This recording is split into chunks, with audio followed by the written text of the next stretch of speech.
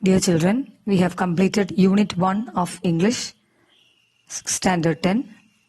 So now here starting Unit 2. നമുക്കിനി അടുത്ത unit 2 ആണ്. യൂണിറ്റ് 1 നമ്മൾ ഏകദേശം പൂർത്തിയാക്കി കഴിഞ്ഞു.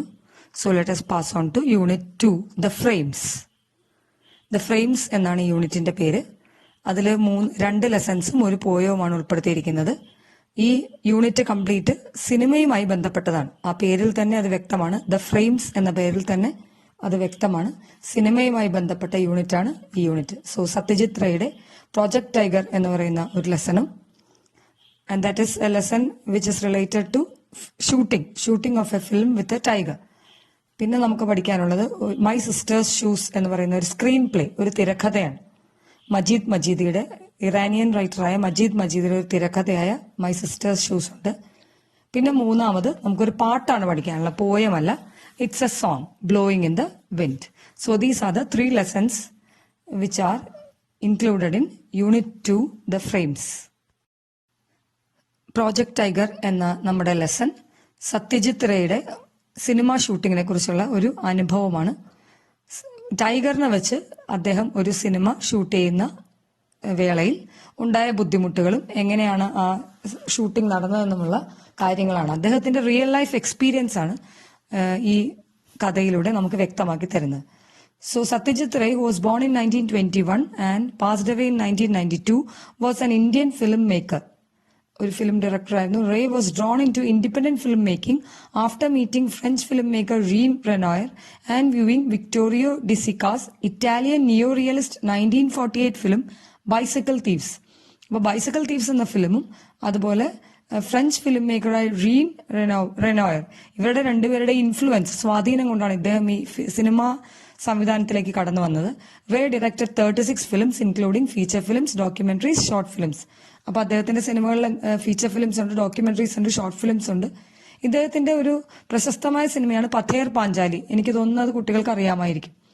He also fiction writer, publisher. ഇദ്ദേഹം സിനിമ മാത്രമല്ല, സിനിമയുടെ തിരക്കഥയും മാത്രമല്ല എഴുതിയിരുന്നത്, അത് കൂടാതെ നോവലും, publisher, illustrator, calligrapher, music composer, film critic, ഇതെല്ലാമായിരുന്നു അദ്ദേഹം. He has also authored several short stories and novels. ഇനി ഇതൊന്നും കൂടാതെ നോവൽസും ഷോർട്ട് സ്റ്റോറീസും വരെ ഇദ്ദേഹത്തിന്റെ എഴുത്തുകളിൽ ഉണ്ടായിരുന്നു. സോ ലോക പ്രശസ്തനായ ഒരു ഇന്ത്യൻ ഫിലിം മേക്കറായ സത്യജിത് റേയുടെ നേരിട്ടുള്ള ജീവിതാനുഭവങ്ങളാണ് പ്രോജക്ട് ടൈഗർ എന്ന് പറയുന്ന ഈ കഥയിൽ നമുക്ക് പഠിക്കാനുള്ളത്. ഓക്കെ, സോ നമ്മുടെ കഥയിലേക്ക് കടക്കുന്നതിന് മുമ്പ് let us answer A few questions. അത് മൂവി ആയിട്ട് റിലേറ്റഡ് ആണ്. ഞാൻ പറഞ്ഞിരുന്നല്ലോ ഈ യൂണിറ്റ് മുഴുവൻ ഫിലിംസ് ആയിട്ട് റിലേറ്റഡ് ആണ്. അപ്പൊ ഇതും മൂവീസ് ആയിട്ട് റിലേറ്റഡ് ആണ്. How many movies do you watch approximately A month? ഇപ്പൊ അതിന്റെ എണ്ണം വളരെ കൂടുതലായിരിക്കും. അത് നിങ്ങൾക്ക് തനിയെ എഴുതാവുന്നതാണ്. എത്ര എണ്ണം, ഒരു മാസത്തിൽ എത്ര സിനിമ കാണും? What are your favourite types of movies? എന്ത് തരം സിനിമകളാണ് നിങ്ങൾ കാണുന്നത്? And you have to explain it. Rank the 5 best movies you have seen. അപ്പൊ ഈ ലോക്ക്ഡൌൺ കാലഘട്ടം എടുത്ത 5 ബെസ്റ്റ് മൂവീസ് ഒക്കെ റാങ്ക് ചെയ്യാൻ ബുദ്ധിമുട്ടായിരിക്കും, കാരണം നിങ്ങൾ ഒരുപാട് സിനിമകൾ കണ്ടിട്ടുണ്ടാവും.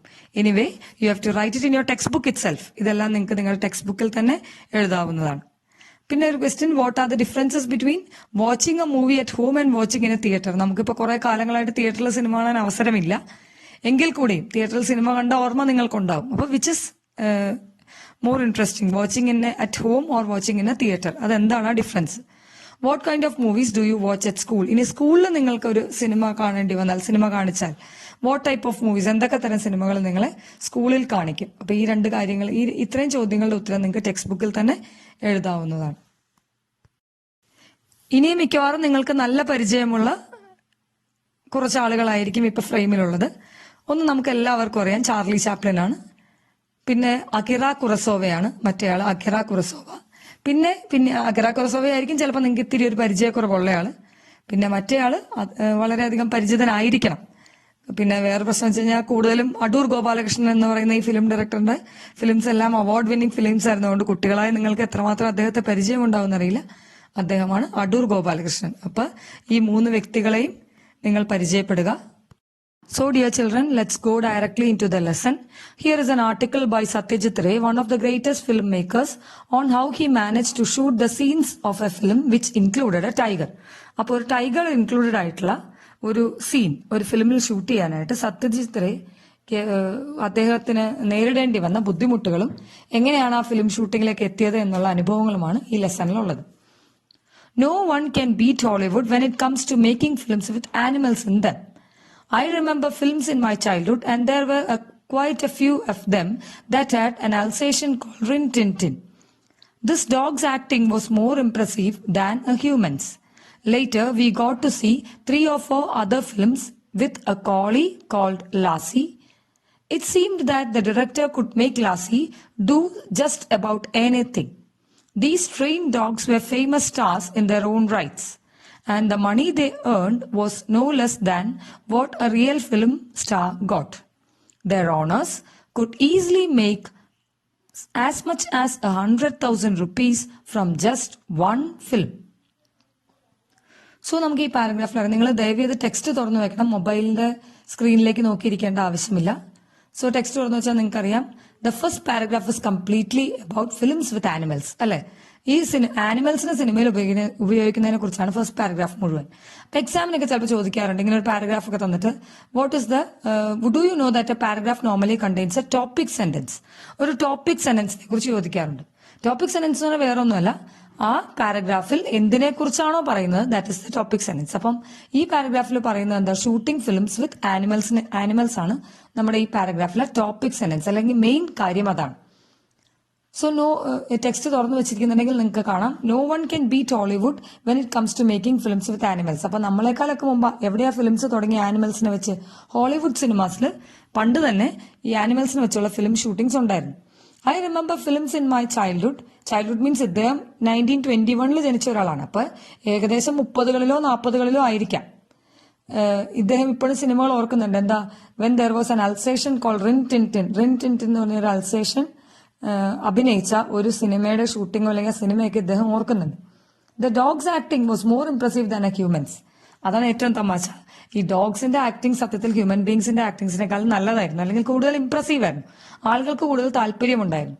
അപ്പൊ എനിക്ക് തോന്നുന്നു നിങ്ങൾക്ക് ഈ പാരഗ്രാഫ് വായിക്കുമ്പോൾ ആദ്യം ഓർമ്മയിൽ വരുന്ന മലയാളം സിനിമയായിരിക്കും ചിലപ്പം റിംഗ് മാസ്റ്റർ, അല്ലെ? അതിലാണ് നമുക്ക് ഡോഗ്സിനെ കാണാനായിട്ട് സാധിക്കുന്നത്. അതായത് അതിൽ സത്യത്തിൽ ആ നായികയേക്കാൾ പ്രാധാന്യം നായികയുടെ പേര് തന്നെയുള്ള ആ ഡോഗിന് കിട്ടുന്നത് നമുക്ക് കാണാം. അപ്പൊ അത് സത്യമാണ്. കാരണം dogs acting was more impressive than a humans. അത് കൂടുതൽ ഇംപ്രസീവ് ആവും, കാരണം നമുക്ക് കൂടുതൽ താല്പര്യം ഉണ്ടാവും. Later we got to see 3 or 4 of other films with a collie called Lassie. കോളി എന്ന് പറഞ്ഞാൽ ഒരു ഡോഗിന്റെ ഒരു ബ്രീഡാണ് കോളി കോൾഡ് ലാസി എന്ന പേരുള്ള ഒരു കോളി എന്ന ബ്രീഡിലുള്ള ഒരു നായ. It seem that the director could make Lassie to do just about anything. ആ ഫിലിം ഡയറക്ടർ, ആ സംവിധായകൻ വിചാരിച്ചാൽ ലാസി എന്ന് പറയുന്ന ആ നായയെ കൊണ്ട്, ആ ഡോഗിനെ കൊണ്ട് എന്തും ചെയ്യിപ്പിക്കാൻ സാധിക്കുമായിരുന്നു. These trained dogs were famous stars in their own rights, and the money they earned was no less than what a real film star got. Film സ്റ്റാറിന് കിട്ടുന്നത് മനുഷ്യന് കിട്ടുന്നതിനേക്കാളും കൂടുതൽ കൂലി ആർക്ക് കിട്ടിയിരുന്നു? ഈ ഡോഗ്സിന് കിട്ടിയിരുന്നു. അത് നമുക്ക് ആ റിംഗ് മാസ്റ്റർ എന്ന സിനിമയിൽ അത് വ്യക്തമാണ്. Their owners could easily make as much as 100,000 rupees from just one film. 100,000 എന്ന് നിങ്ങൾ വിചാരിക്കുമ്പോൾ അത് നിങ്ങൾ ഓർക്കണം, ഈ 30കളിലും 40കളിലുമാണ്, ഇപ്പോഴത്തെ കാലഘട്ടത്തിലല്ല കേട്ടോ. അതുകൊണ്ട് അത് തീരെ തുച്ഛമായ ഒരു തുകയായിട്ട് നിങ്ങൾ കാണരുത്. ദർ ഓണേഴ്സ്, അപ്പൊ ഈ ഇങ്ങനെ ട്രെയിൻഡ് ആയിട്ടുള്ള ആനിമൽസ് ഉള്ള ഓണേഴ്സ്, അവർക്ക് എന്താ കിട്ടിയിരുന്നത്? They are getting 100,000 rupees from one film. അപ്പൊ ഒരൊറ്റ സിനിമയിൽ നിന്ന് തന്നെ അവർക്ക് ഇഷ്ടം പോലെ പൈസ കിട്ടുന്ന ഒരവസ്ഥയായിരുന്നു ഉണ്ടായിരുന്നത്. I realized how reverently these animal actors were treated when I happened to see the shooting of a film 20 years ago in Disney Studio in Hollywood. The main character in this film was a large dog. I reached the studio to find the shooting had not yet started. So ഇനി ഇദ്ദേഹം ഒരു അനുഭവത്തെ കുറിച്ച് പറയാണ്. How reverently, എത്ര ബഹുമാനത്തോടെയാണ് these animal actors were treated. ഈ animal ആക്ടേഴ്സിനോട് ആളുകൾ പെരുമാറിയിരുന്നതെന്ന് അദ്ദേഹം പറയുന്നു. അത് ഡിസ്നി സ്റ്റുഡിയോയിൽ ഒരു ദിവസം ചെന്നപ്പോൾ അദ്ദേഹത്തിന് നേരിട്ട് ബോധ്യപ്പെട്ടു. നേരിട്ട് ഡിസ്നി സ്റ്റുഡിയോയിൽ അദ്ദേഹം ചെല്ലുകയും അവിടെ ഒരു മെയിൻ ക്യാരക്ടറായിട്ട്, ഒരു ലാർജ് ഡോഗ് ആണ് മെയിൻ ക്യാരക്ടർ ആ സിനിമയിൽ, ആ സിനിമയുടെ ഷൂട്ടിംഗ് കാണാനുള്ള അവസരം ഇദ്ദേഹത്തിന് കിട്ടുകയും അതിൽ നിന്ന് ആ ഡോഗിന് കിട്ടിയിരുന്ന ആ റെവറൻസ്, ആ ബഹുമാനം ഇദ്ദേഹം കാണാൻ ഇടവരികയും ചെയ്തു. So as he told, the shooting is not started. അപ്പൊ ഇദ്ദേഹം നേരത്തെ തന്നെ ചെല്ലുവാണ്, ഷൂട്ടിംഗ് സ്റ്റാർട്ട് ചെയ്തിട്ടില്ല. The cameraman was getting the lights ready. It is customary for the actors to be present when the lights are arranged, for they have to show the cameraman how they will walk, where they will stand in a particular shot. അപ്പം camera ഒക്കെ ready ആക്കുന്നേ ഉള്ളൂ. ഇനി customary എന്ന് പറഞ്ഞാൽ അതൊരു പതിവാണ്. എന്താണ് ആ പതിവ്? ക്യാമറാമാന്റെ അടുത്ത് ഈ ആക്ടേഴ്സ് ചെന്ന് എവിടെയാണ് അവർ നിൽക്കുന്നതെന്നും എങ്ങനെയാണ് ഷോട്ടിൽ അവർ നടക്കേണ്ടതെന്നും എല്ലാം ഇദ്ദേഹം പറയുകയും അതനുസരിച്ച് നടന്നു നോക്കുകയും ഒക്കെ ചെയ്യേണ്ട ഒരു അവസ്ഥയുണ്ട്. In case of very famous star this job was done by their stand-ins. ഇനി ഭയങ്കര ഫേമസ് ഫിലിം സ്റ്റാർസ് ഒക്കെ ആണെങ്കിൽ അവരങ്ങനെ വന്ന് നിൽക്കുമൊന്നുമില്ല. എന്ത് ചെയ്യും? അവർക്ക് ഡ്യൂപ്പ് ഉണ്ടാവും, സ്റ്റാൻഡിൻസ് ഉണ്ടാവും. അപ്പൊ ആ ഡ്യൂപ്പാണ് വന്ന് ലൈറ്റ് അറേഞ്ച്മെന്റിന് വേണ്ടി നിൽക്കുന്നതല്ല, ഈ ഡ്യൂപ്പായിരിക്കും.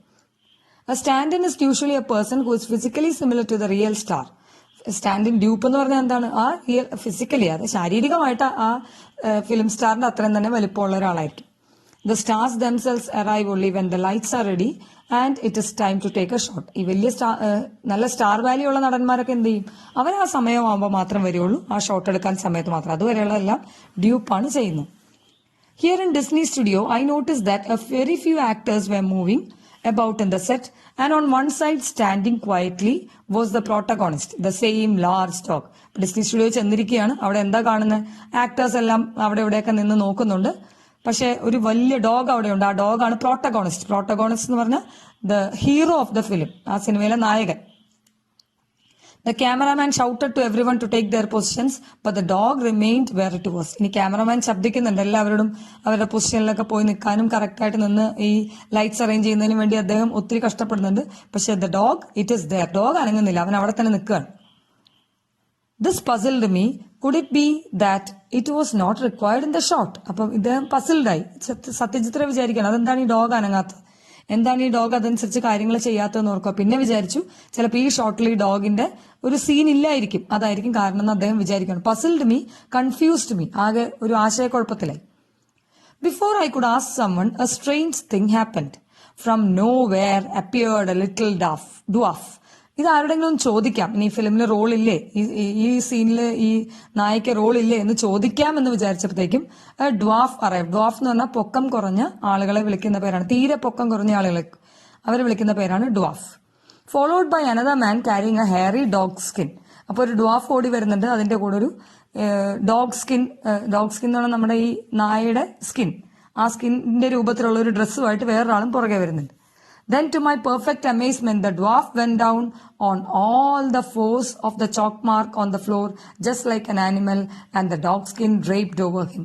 അപ്പോഴാണ് അദ്ദേഹത്തിന് കാര്യം മനസ്സിലാവുന്നത്. ഈ ഡ്വാഫായിട്ട് വന്നയാൾ, അതായത് ഇത്തിരി കുഞ്ഞനായ ഈ മനുഷ്യനായ അവൻ എന്ത് ചെയ്തു?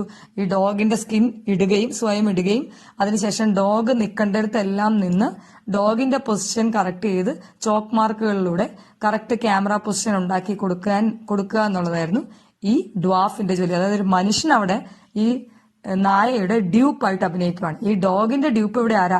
സ്റ്റാൻഡിൻ അല്ലെങ്കിൽ ഡ്യൂപ്പിന്റെ മറ്റൊരു പേരാണ് സ്റ്റാൻഡിൻ. ഈ ഡോഗിന്റെ ഡ്യൂപ്പായിട്ട് ഇവിടെ അവതരിക്കുന്നത് ഒരു മനുഷ്യനാണ്. അപ്പൊ നിങ്ങൾ മനസ്സിലാക്കണം എത്രമാത്രം ബഹുമാനം ആ ഡോഗിനുണ്ടെന്ന്, എത്രമാത്രം വലിയവനാണ് ആ ഡോഗ്.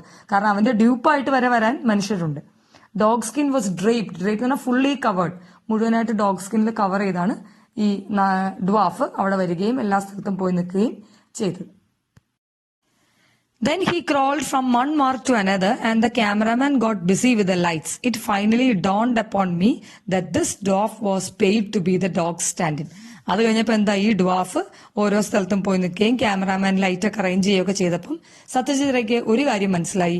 ഈ ഡ്വാഫാണ് നമ്മുടെ ഡോഗിന്റെ സ്റ്റാൻഡിൻ, അതായത് ഒരു ഡ്യൂപ്പായിട്ടാണ് നമ്മുടെ ഡോഗ് വന്നിരിക്കുന്നത്. അപ്പൊ ഇതിന്റെ കറക്റ്റ് ഇൻട്രൊഡക്ഷനിലൂടെയും നല്ല രീതിയിൽ ഈ ക്ലാസ്സും എല്ലാം നിങ്ങൾക്ക് വിക്ടേഴ്സ് ചാനലിലൂടെ കിട്ടും. ഇത് ജസ്റ്റ് നിങ്ങൾക്ക് കാര്യങ്ങൾ മനസ്സിലാവുന്നതിന് വേണ്ടി മാത്രം ഒരു വീഡിയോ എടുത്തിരിക്കുന്നതാണ്. So thank you. Let's wind up. So children, ഇവിടെ നിങ്ങൾക്ക് റിൻ ടിൻ ടിന്നെ കാണാം. അതുപോലെ തന്നെ dwarf draped in dog skin, അത് നിങ്ങൾക്ക് ഇവിടെ കാണാൻ സാധിക്കും. ടെക്സ്റ്റിലും ആ പിക്ചർ ഉണ്ട്. അതുപോലെ തന്നെ മറ്റൊരു പിക്ചർ ഞാനിവിടെ കൊടുത്തിരിക്കുന്നത് കോളി എന്ന് പറയുന്ന ബ്രീഡിൽപ്പെട്ട ഡോഗിന്റെ ഒരു പിക്ചറാണ്. Okay, thank you.